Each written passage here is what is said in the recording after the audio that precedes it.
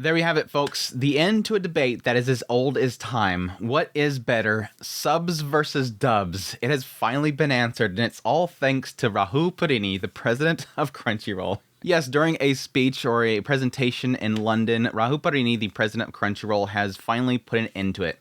He has announced that, in fact, yes, subtitles are losing. It has finally been announced. It is losing. And that is in this one particular part during the speech itself, where he points out that UK fandom is relatively nascent compared to other markets we're in, with most fans having joined in the last 3 to 5 years. In addition, 48% of UK fans also watch their anime subtitled, more than anywhere else in the world. That's the key thing there, more than anywhere else in the world, thus claiming that everywhere else besides UK is less than 48% are watching subtitled, which honestly, you ask me, not a big surprise. I think even last year, Rahul Purini had pointed out the fact that dubs constitute 65% of Crunchyroll's viewership in India. This is something that is kind of across the board happening, that yes, the general audience, as it's kind of being drawn to the anime sphere, they're preferring not to watch it with the Japanese voicing and subtitles of their choice. This is not a big shock, but it is, yes, of course, going to be the big sticking point for a lot of people, that the whole sub versus dub debate, whether you like it or not, that is the majority. Which, again, I'm not really too surprised by, and it makes sense to what Crunchyroll's doing. Like, exactly what he's talking about in this entire speech here, is he's talking about this is the idea they're trying to make this stuff kind of fit with the audience there. Since anime is rooted in Japan, localization has always been a key, and we are invested in dubs and making anime feel right at home for our fans worldwide.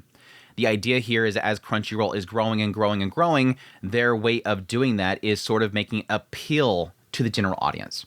As much as we like to be purist, me myself, I love my Japanese voice actors. Aoyuki, Kendra Suda, all of them, Rie Takahashi. I love their voices. I love the emotion they put in their work. There's so many clips that I can give you of crazy scenes where it's like, holy crap, they did that in one take. How can you beat that in English? And sure enough, I switch over to English voicing, and it's like, nope, you failed. You failed to capture that scene. There was one famous scene in Oshinoko where you have Akane, I think her name is, she switches her persona. And she's like, that's right, Aqua. I'm like, that completely ruined the intent of what that scene was. Like, I'm not blaming the voice actor. Again, I'm not blaming the voice actor.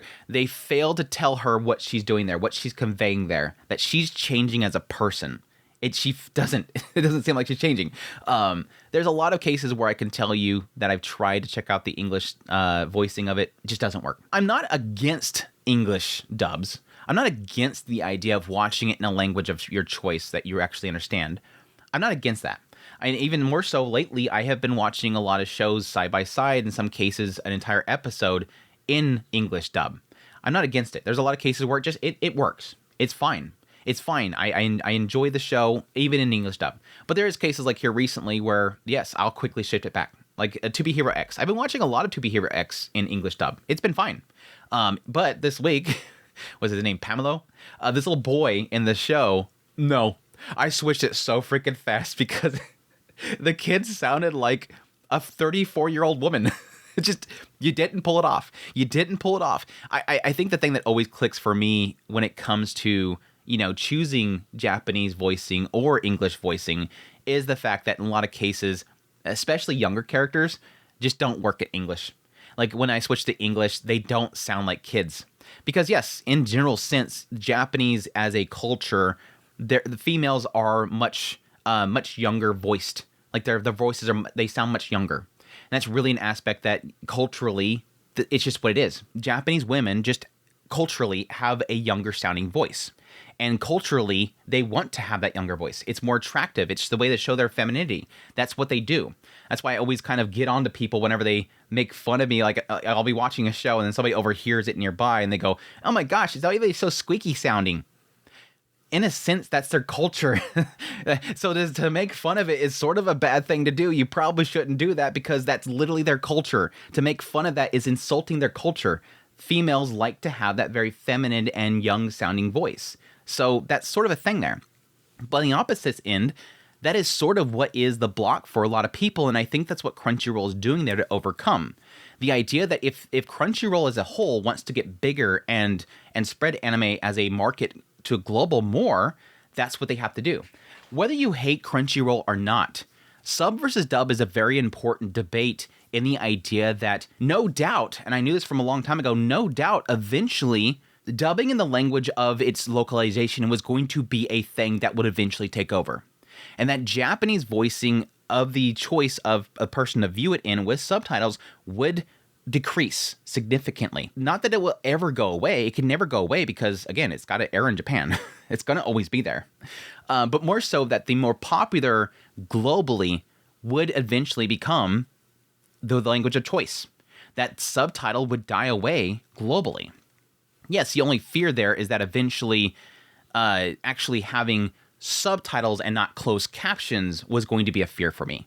That eventually dubs would get so big that they would put less effort into making the subtitles, because subtitles are not closed captions. Closed captions are very different than subtitles. They're much more focused on showing things for people that cannot hear or that are hearing impaired. It's to give all the stupid sound effects. It's to tell who's talking at the time. All that stuff has to be included into closed captions. It's very different than subtitles. So that's a fear that I have there. But it was always going to be a case where subtitles would kind of be the lower end market because as Crunchyroll wants to grow, and this is going to be an important thing and it was going to be an inevitable thing, they would have to focus on making it appeal to a general audience. That's what Rahul Purini is saying here.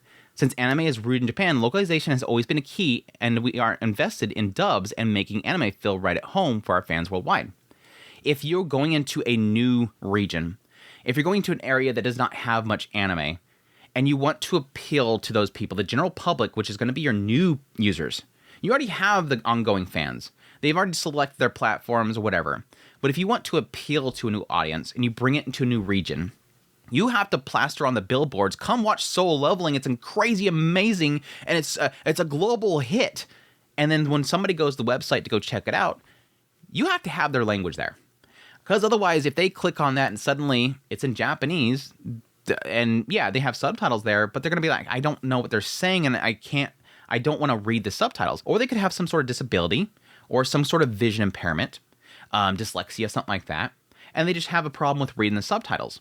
That's always going to be the thing that'll always come up. But the one thing to get around all that stuff, besides hearing impairment, obviously, is to have it in the language of their country, of their choice, to be able to hear what the characters are saying.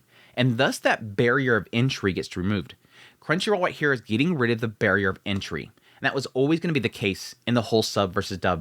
And that's why I always believed that eventually dub would win eventually in the end. Because when you make it more popular, when you make it more global, eventually dub will win. Because the general audience doesn't care about your Japanese purism.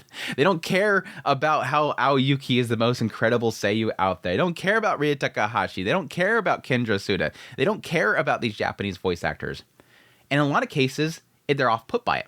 Because again, like I said earlier, a lot of cases, a lot of people that don't understand Japanese culture, haven't been around anime for a long time, like a lot of us longtime anime fans, going into a show and turning it on and hearing, again, a different culture and how they talk, and yes, in a lot of cases, how more high-pitched they are, it's off-putting.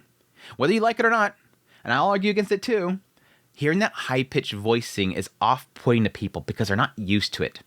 Longtime anime fans are used to it. Longtime fans of Japanese culture are going to be used to it. Viewers of Japanese culture, people that have visited Japanese culture, people that know Japanese culture, they're not going to be as off-put by it. But as somebody that has been secluded from Japanese culture and whatnot, they're going to see that and go, why are they talking so high-pitched? It seems weird. It's weird. It's just a barrier. And this gets past it. And Rahul Purini and Crunchyroll, they know that. And that's how it happens. And yes, obviously I'm kind of afraid in this being a case that this is growing. It is growing market. Because I'm not actually a fan. I've said it several times in the past. I'm not a fan of this becoming more global. It's inevitability, but I don't want that. Because as it grows more and more, as Crunchyroll markets this out, gets it bigger and bigger and bigger, eventually, yes, changes start to happen. Whether you like it or not, Crunchyroll is a driver of the market. And so everything that Crunchyroll itself does is going to affect the market. And this is another sign of that. This is this growing industry of actual dubbing. This is a growing market in that. That's what's helping it kind of grow. But as it grows more and more, and as more people are watching anime itself, globally, it becomes more global. I don't like that. I don't like that. That's a lot of the stuff that he's kind of talking about in here in this entire interview is the idea of how it's growing. The service, which was launched by anime fans as a niche passion project in 2006, now serves more than 15 million subscribers in over 200 countries and territories. He describes the service's growth potential as enormous, given around 1.5 billion people globally watch anime and or consider themselves to be interested in anime. That kind of seems like a big disparity there, Purini. I think you're failing. 1.5 billion people apparently watch anime. I think that might have been pulled a little bit from like Netflix and whatnot. I don't think that many people. It's probably one of those things where like they found some. I have to find out where that number comes from. It's probably from like some random like thing of like, do you know who Dragon Ball is? Okay, bam, put the number on there. Do you know who Goku is? All right, that's one person that knows about anime and is interested in anime. Yeah, I think my son watched that Goku guy. I don't know. Anyways. I can confidently say that there has never been a better time to be an anime fan than right now. We're not just talking about stories and characters, but really about a movement. Anime has gone from being subculture to mainstream culture. I'm afraid of that. I still to this day I'm afraid of that. I don't want that. Like I said, I have a video on this.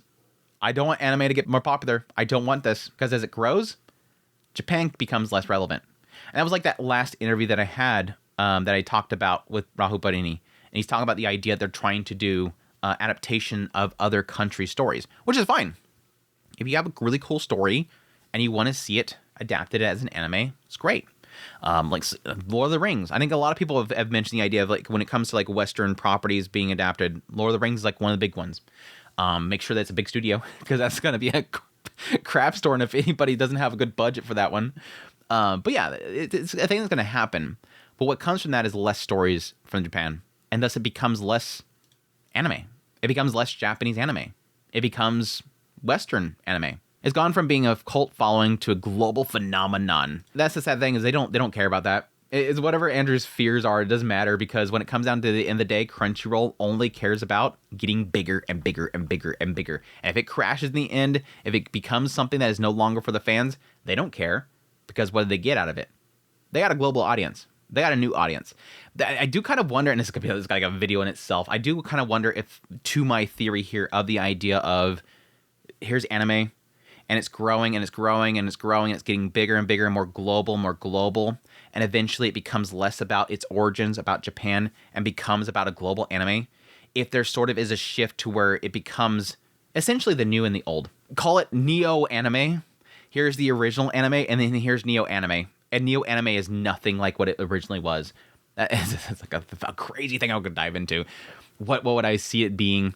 Because again, it's not really so much about North America or United States, because a lot of people are afraid of like, you know, the woke culture getting into anime. It's not really necessarily about that. It's more so about not just necessarily United States or something. It's more so in like some other regions where a lot of stuff that's in anime it's just legally not allowed. It's just legally not allowed. So I can see a lot of this stuff kind of possibly changing for those markets. Crunchyroll key markets include North America, West Europe, Latin America, and has experienced rapid growth in emerging markets like India, Brazil, Mexico. Yeah, we've talked about these ones recently. These are very much so emerging markets. Over the last 3 years, the service has been more double the numbers of new shows it released. Yeah, that's unfortunate. It's unfortunate. Yeah. 20 to 50 plus every quarter. It also claims to have the largest dedicated anime library in the world, featuring over 50,000 episodes, 25,000 hours content. That's not actually that well. Considering how most shows have like 12 to 24 episodes, I guess that's a decent amount of shows. I do know that a lot of shows are dropping. I think here recently, Toradora has dropped off. Don't quote me on that. I've seen a lot of shows dropping off here recently. One of the most watched shows on the Crunchyroll of 2024 is Solo Leveling. Yep, a Korean webtoon adapted into an anime series by Japanese Prodco production company, Aniplex A1 Pictures.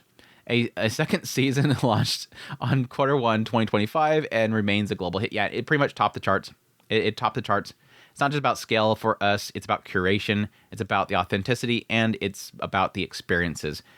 New series that on the service are simulcasting within an hour of the original airing date. And this is a key factor in the original discussion in this video is the sub versus dub, is the idea that that is sort of helping it as well, is getting those English dubs or whatever language dubs coming forward and getting them close to that release date within at least a week. And in some cases, there's a lot of shows here recently that are doing side-by-side with the actual dub, which is helping out a lot. Like GQX, Lazarus, a lot of those shows, again, 2B Hero X, coming out with those English voicing right at the same time. It's helping that, again, another key option there. Because I would argue, yeah, if you had every single show in a week on Crunchyroll released with an English or a dubbing of your local language at the same time, a lot of people are going to choose that. It's just easier. It's just simpler. Just throw it on and listen to it or whatever. You don't have to always focus on the text on the screen. They are also localizing over 12 different languages, English, German, French, Spanish, to make the service more accessible as possible to fans worldwide. But yeah, that's pretty much it. They kind of point out his stupid freaking gaming vault again. Like, I think every single time he goes up on the stage, he has to talk about the stupid game vault every single time. We gotta go. Growth is beyond streaming. It's diversifying. They're trying to diversify outside of just that. They're trying to have multiple things. And yes, it's like an all-encompassing market. If you're already doing the anime, you might as well be doing the game as well, and people all come to the same location for the thing. I understand why he keeps pushing it. Just, no, shut up. With your stupid game vault. Anyways, that's pretty much it in this entire interview. Again, main key thing here is just the whole sub versus dub debate. It's not going to change anything. If you're a fan of the Japanese subtitles, it's still going to be the biggest market. I think the biggest thing that's like the offset, obviously, is that I think a lot of people that pirate this stuff, a lot of them are watching them subtitled with the Japanese dub. And that's really because a lot of people that are kind of in the more piracy area, or at least a good chunk of them, I would assume, is going to be people that are just waiting for the moment it drops. They're there for the drop. They're the big fans that are just waiting for the next drop to hit. And even on those sites, if I look at a lot of those sites, looking up a show that has a signable drop of the dub, the Japanese voiced one is much higher in the amount of downloads or whatever, or seeds or whatever. So it's not like I think this is across the board. It's just Crunchyroll is a general audience platform. So thus the general audience is going to be going for convenience. They're going to go for something that sounds like their language. They don't care about where the show came from. They just want to watch the show and hear what their characters are saying, rather than having to read what they're saying. It's just a key thing there. It's obviously going to be a thing that would be the eventuality of the market. So anyways, hope you guys enjoyed my video. If you did, hit the like button down below, comment, let me know what you think. Sub versus dub. let's fuel my algorithm with your comments. Sub versus dub. Fight it out. Fight it out. Anyways, hope you guys enjoyed. If you like this content, you want to support channel more, links in the description below. Greatly appreciate it. Until next time, y'all take care.